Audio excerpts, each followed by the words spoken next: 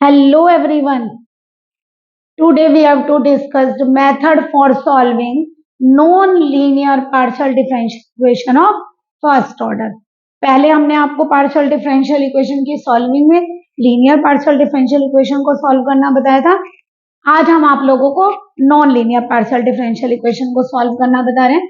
पहले ये देखिए फर्स्ट ऑर्डर क्या है. What is first order? First order that is derivative only first order वाला आपकी पार्शियल डिफरेंशियल इक्वेशन कर होगा. जैसे del Z over del X और del Z over del Y. हम जानते हैं क्या, del Z over del X is P and del Z upon del Y is Q. तो इसका मतलब आपकी जितनी इक्वेशंस हैं मान लो जिन्हें हम सॉल्व करने जा रहे हैं उनमें क्या आएगा आपका, केवल P और Q. क्योंकि आप लोगों को पता है, हमने आपको बताया था R क्या होता है, del two Z over del X two. T क्या होता है, del two Z over del Y to.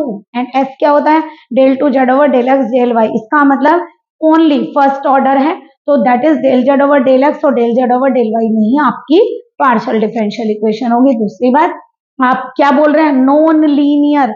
Non linear का मतलब इक्वेशन लीनियर नहीं है, यानी कि आपकी जो डिग्री है वो 1 से ज्यादा भी हो सकती है. अगर किसी की भी इक्वेशन की डिग्री 1 होती है तो वो आपकी लीनियर इक्वेशन होती है, बट अगर 1 से ज्यादा है तो वो आप लोगों की फिर नॉन लीनियर कहलाती है. तो यानी हम वो पार्शियल डिफरेंशियल इक्वेशन सॉल्व करने जा रहे हैं जिनका ऑर्डर 1 है और वो नॉन लीनियर. बट इनको सॉल्व करने के हमारे पास 4 मेथड है और लास्ट भी एक मेथड है आपका चारपेट्स, जो कि मोस्ट इंपॉर्टेंट एक मेथड है. लेकिन पहले हम ये 4 मेथड्स आप लोगों को डिस्कस करेंगे. तो देखिए फर्स्ट मेथड क्या है, स्टैंडर्ड फर्स्ट. उस स्टैंडर्ड फर्स्ट में क्या होता है, अगर आपकी कोई भी इक्वेशन इस फॉर्म की है F P Q equal to 0, यानी कि आपके फंक्शन के अंदर केवल क्वेश्चन में P और Q इंक्लूड होंगे इक्वेशन में, तो आप लोगों की उस इक्वेशन की सॉल्विंग कैसे होगी. आप क्या करेंगे, हमें आप पता है कि P को हम कहते हैं del Z over del X और Q को क्या कहते हैं, del Z over del Y. तो हम इस इक्वेशन में क्या करते हैं कि P को स्मॉल a या कोई भी एक कांस्टेंट एज्यूम करते हैं, ऐसे ही Q को भी एक दूसरा कांस्टेंट, जैसे मान लो हम B एज्यूम कर लेते हैं. तो P को लेंगे a और Q को लेंगे b, और इसके अंदर जो आप लोगों का कंप्लीट इंटीग्रल होता है उसका आंसर होता है Z is equal to A x plus B Y plus सी. तो जो इस रिलेशन के अंदर आप P की जगह A और Q की जगह B पुट करोगे तो एक रिलेशन बनकर आएगा. उस रिलेशन से आप B की वैल्यू को इन टर्म्स ऑफ A फाइंड करेंगे और जो आप लोगों की B की वैल्यू फाइंड होकर आएगी वो आप इस कंप्लीट इंटीग्रल के अंदर B को रिप्लेस करेंगे. तो यानी कि स्टैंडर्ड फर्स्ट क्या है, जिसमें केवल P और Q इंक्लूड होंगे. फिर से देखिए, स्टैंडर्ड फर्स्ट है उसके अंदर आप लोगों के केवल क्या होगा, P और Q इंक्लूड होंगे और उन P और Q में आप क्या करोगे, P को A एज्यूम करिए, Q को B एज्यूम करिए, अपनी इक्वेशन में आप पुट करेंगे. पुट करने के बाद आपका क्या होगा, जो आपका B है वो एक ही टर्म्स में आ जाएगा. तो आप लोगों का जो कंप्लीट इंटीग्रल होता है उसका आंसर होता है Z equal to A x plus B Y plus सी. तो आप क्या करेंगे, जो आपने B की value in terms of A find की है उसको आप इस इक्वेशन में पुट कर दीजिए. ऐसे आपका कंप्लीट इंटीग्रल फाइंड होगा. तो देखिए जैसे क्या है, मान लो आपका क्वेश्चन दिया P square plus Q square is equal to M. पहले चेक करिए, देखिए ये इक्वेशन किस फॉर्म में है, ओनली P और Q की टर्म्स में. तो आप क्या लिखोगे, it is of the form F P Q is equal to 0. इसे आप इक्वेशन 1 लिखिए. तो सबसे पहले आप क्या लिखेंगे, put P is equal to A and Q is equal to B in equation 1. क्या बनेगा, A square plus B square is equal to m. हमने आपको क्या बताया कि B की वैल्यू को इन टर्म्स ऑफ A फाइंड करिए. तो आपकी जो B की वैल्यू होगी वो कितनी आएगी, under root m minus A square. तो स्क्वायर रूट आ गई वैल्यू B की, square root of m minus A square. तो हमने आप लोगों को क्या बताया, कंप्लीट इंटीग्रल क्या है, कंप्लीट इंटीग्रल क्या आंसर होना चाहिए आपका, Z equal to A x plus B Y plus C. केवल आपको क्या करना है, अपनी B की वैल्यू को यहाँ सब्सटीट्यूट करिए. तो Z equal to A x plus under root m minus A square Y plus सी. तो आइए आपका क्वेश्चन का इसका सोल्यूशन. तो आपकी पार्शियल डिफरेंशियल इक्वेशन सॉल्व होगी. इसी तरह देखिए एक और एग्जांपल देखिए, ये भी क्या है, it is of the form F P Q equal to 0। ये भी किस इक्वेशन, इस टाइप की इक्वेशन है जिसमें केवल पी और क्यू इंक्लूड है। तो आप क्या करेंगे, फिर दोबारा से पुट पी की जगह रखिए ए एंड क्यू की जगह रखिए बी। तो आपका क्या होगा, A square plus B square is equal to N A B. अब देखिए अगर आपको बी फाइंड करना है तो आपका बी क्वाड्रेटिक और लीनियर दो में है, तो एक काम करिए, क्वाड्रेटिक इक्वेशन फॉर्म होगी B square minus N A B plus A square is equal to, ये इधर प्लस में इधर आके माइनस हो जाएगा। तो चलिए पहले पी को फाइंड करिए, आपको क्वाड्रेटिक इक्वेशन से रूट निकालना आता है, क्या करेंगे, बी इक्वल टू यहाँ से लेंगे माइनस बी, आप जो इक्वेशन लेकर चलते हैं वो आप लोगों की होती है A X square B X plus C equal to 0। तो एक्स कैसे फाइंड करते हैं, minus B plus minus under root B square minus 4ac upon 2a से, ऐसे फाइंड करते हैं। तो यहाँ पर x की जगह आप किसका रूट फाइंड कर रहे हैं, b का, तो b क्या होगा माइनस b, यानी कि ये वैल्यू आपकी स्मॉल b का वैल्यू करेगी, क्योंकि b की जगह आपका x, यहाँ पर x की जगह आपने b ट्रांसफर किया है। तो क्या होगा प्लस माइनस, इसका कोफिशिएंट 1 है एंड इसका कोफिशिएंट a स्क्वायर है अपॉन, क्लियर। आप लोगों की क्या होगा, यहाँ से ए स्क्वायर आप लोगों का कॉमन आके ए आ जाएगा, तो बी क्या होगा N A plus minus A square common लेंगे, स्क्वायर रूट से बाहर आएगा A under root N square minus 4 upon, यानी कि आपकी बी की वैल्यू आ गई N plus minus square root of N square minus 4 upon 2 A. देखिए B in terms of A find हो गया। तो आप लोगों का जो कंप्लीट इंटीग्रल होता है वो क्या होता है, कंप्लीट इंटीग्रल, ये होता है z equal to A x plus B Y plus सी।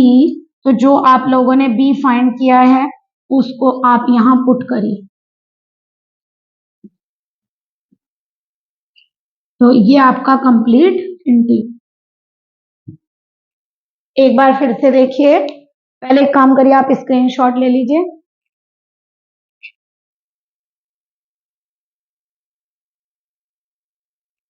आप देखिए एक बार फिर एक्सप्लेन कर देते हैं। जो क्वेश्चन आप लोगों का F P Q equal to 0 की फॉर्म में होगा, आप क्या पुट करेंगे, p को a रखिए, q को b पुट करिए, क्या बनेगा यहाँ a square plus B square is equal to m।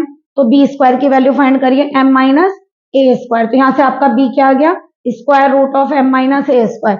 वैसे जब हम स्क्वायर रूट लेते हैं तो आप यहाँ प्लस माइनस इंडिकेट करिए, क्योंकि दोनों स्क्वायर रूट आपके क्वाड्रेटिक इक्वेशन है, दो रूट्स आएंगे।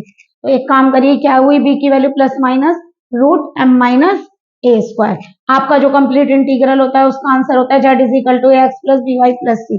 तो जो आपने b in terms of a find किया वो आप यहाँ पुट करें, तो आपका ये सॉल्यूशन है इक्वेशन 1।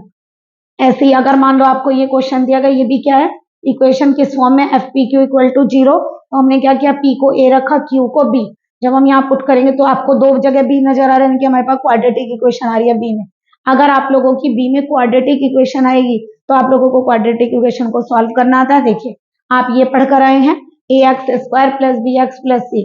अगर आपकी ये क्वाड्रेटिक इक्वेशन है तो आप रूट कैसे फाइंड करते हैं, minus B plus minus under root B square minus 4ac upon 2a से। तो आपका क्या हुआ, जो आपका यहाँ पर x है वो x रिप्लेस हो गया b से। तो आप लोग थोड़ा कांस्टेंट जो लेंगे वो आप ठीक से लीजिए। जो इसका कोफिशिएंट है वो आप लोगों का a है, जो इस b का कोफिशिएंट है वो आपका b है यहाँ पर, और जो a स्क्वायर है वो c है। तो यानी कि हम क्या रखेंगे, ये कोफिशिएंट यहाँ लेते हैं माइनस में, minus minus plus, plus minus इसका स्क्वायर करेंगे माइनस 4, इसका coefficient 1 and this is a square. यहाँ क्या आ रहा है, ए स्क्वायर, अगर स्क्वायर रूट से बाहर लेते तो ए आ जाएगा, पूरे में से ए को हमने बाहर लिया तो आपकी वैल्यू आ गई N plus minus under root N square minus 4/2। आप लोग जो कंप्लीट इंटीग्रल फाइंड करते हैं वो क्या लिखते हैं, z equal to A x plus B Y plus सी। तो आपने जो b की वैल्यू a की टर्म्स में फाइंड की वो आप यहाँ पुट कर, क्लियर। नेक्स्ट देखिए, आप लोगों का जो सेकेंड स्टैंडर्ड है यानी कि सेकेंड मेथड है, वो फॉर्म कौन सी होती है, स्टैंडर्ड सेकेंड। अगर आप लोगों की if equation is of the form z is equal to px plus qy plus fpq, then it is called Clairaut's equation. Then it is called Clairaut's equation. ये आपके एमसीक्यू में भी आ जाता है कि क्लारेट्स इक्वेशन कौन सी होती है। ये है Z is equal to P x plus Q Y plus F P Q, यानी कि एफ पी क्यू का मीनिंग क्या है बच्चों? एफ पी क्यू का मतलब है जो भी फंक्शन यहाँ लिखा जाएगा वो ओनली पी और क्यू की फॉर्म में फाइंड होगा। जैसे अगर आप लिखना चाहें क्या लिख सकते हैं? ई की पावर पी प्लस क्यू, या sine Q, sine P Q, log P Q, कुछ भी पी प्लस क्यू, यानी जो भी आपका फंक्शन होगा वो ओनली पी और क्यू के रूप में फाइंड होगा। तो आपको जो इसका सॉल्यूशन देना है, यानी कि कंप्लीट इंटीग्रल क्या होगा? कंप्लीट इंटीग्रल फाइंड करने के लिए हम क्या करेंगे? पी को ए रख दीजिए और क्यू को बी, तो कंप्लीट इंटीग्रल आ जाएगा z is equal to A x plus B Y plus a f a b. बस ये आपका सॉल्यूशन। यानी आपको क्या करना है, अगर आप पहचान लेते हैं कि वो क्लारेट इक्वेशन है तो आप लोगों को क्या करना है, उस क्लारेट इक्वेशन में पी को ए पुट करिए और क्यू को बी पुट करिए और आपका सॉल्यूशन फाइंड हो जाएगा।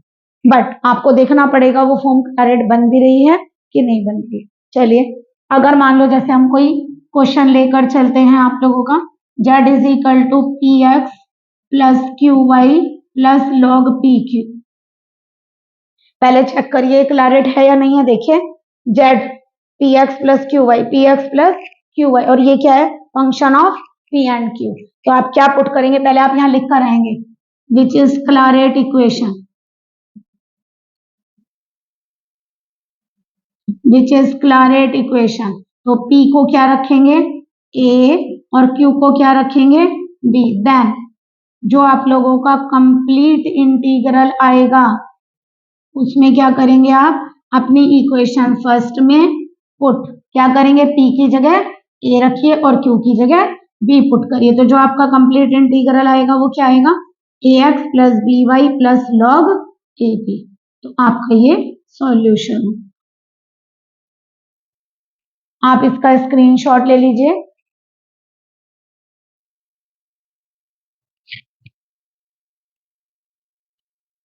एक और क्वेश्चन देखिए, p x plus Q y minus z whole square 1 plus p square plus Q square. अभी देखिए, अभी आप लोगों को ये फॉर्म नहीं नजर आ रही है कि ये क्लारेट फॉर्म है। चेंज करके देख लीजिए, अगर ये क्लारेट फॉर्म में कन्वर्ट हो जाती है तो हम उसका सॉल्यूशन इजीली फाइंड कर सकते हैं। तो हम सबसे पहले क्या करेंगे? देखिए हमें जेड चाहिए और जेड काहे में है? स्क्वायर के फॉर्म में दिया हुआ है। तो पहले एक काम करते हैं, स्क्वायर रूट ले लेते हैं, क्योंकि जेड फाइंड करने के लिए हमें सबसे पहले क्या करना पड़ेगा? Square root. तो अगर हम स्क्वायर रूट लेते हैं इस इक्वेशन का तो ये आएगा p x plus Q y minus z, square root लेंगे root 1 plus p square plus Q square. अब आप लोगों को क्या फाइंड करना है? जेड। तो अगर आपको जेड फाइंड करना है तो एक काम करिए, अगर हम जेड को एक साइड लेकर जाए उसका इधर लेकर आए तो हमारी इक्वेशन हो जाएगी p x plus Q y. वैसे प्लस इधर आता है तो माइनस हो जाता है और माइनस इधर आता है तो प्लस हो जाता है, क्योंकि कोई और साइन चेंज नहीं हो रहा है। तो अगर आप चाहें तो इस इक्वेशन को ऐसे भी लिख सकते हैं कि ये दोनों सॉल्यूशन ले रही है प्लस माइनस, तो आप ऐसे भी लिख सकते हैं इसको प्लस माइनस दिस। अब चेक करिए क्या ये क्लारेट इक्वेशन है। देखिए z equal to P x plus Q y है और उसके अलावा जो आपका फंक्शन आगे आ रहा है वो क्या है? पी और क्यू टाइप का, यानी कि एफ पी क्यू, यानी कि ये कौन सी फॉर्म है? क्लारेट। तो लिखिए विच इज क्लारेट्स इक्वेशन। अगर ये क्लारेट इक्वेशन है तो क्या पुट करेंगे? पी को ए लीजिए, क्यू को बी लीजिए। तो कंप्लीट इंटीग्रल क्या होगा?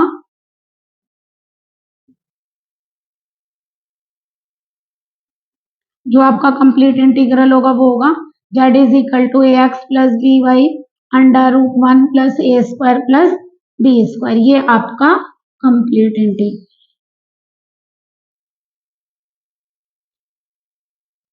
आप और अगर एक और एग्जांपल देखना चाहें तो आप देख सकते हैं। मान लीजिए z equal to P x plus Q Y plus 1/PQ।